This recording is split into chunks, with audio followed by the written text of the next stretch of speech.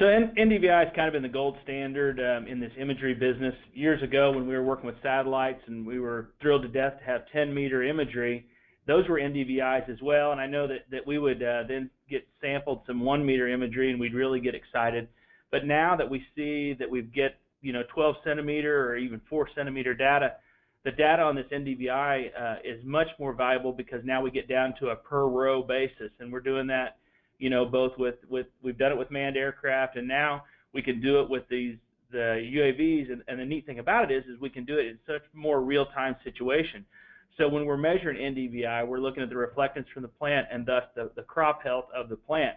And so a lot of times you'll hear NDVIs called crop health images as well, and that's a product that's been out there in the marketplace for several years.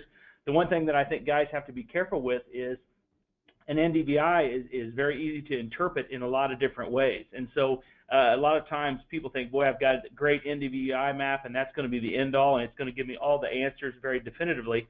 And what we find is that an NDVI is very subjective. And so when you look at your NDVIs, you're going to want to compare NDVIs that were taken at the same time. It's very challenging if you're trying to compare a flight from this week to last week or this month to last month or even across years.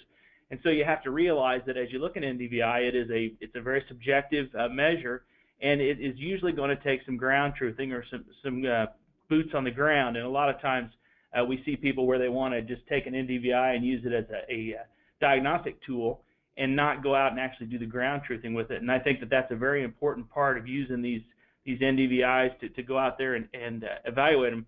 One of the things that you'll find, and there's a great deal of discussion about this right now, is how the NDVI is derived. And so a lot of times you hear people talk about, well, we've got to have an NIR camera to derive a true NDVI, or we can derive an NDVI from an RGB camera.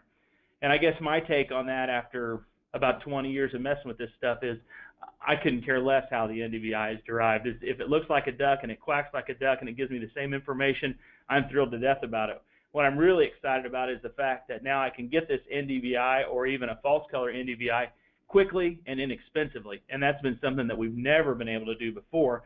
And so now we can get those images within hours.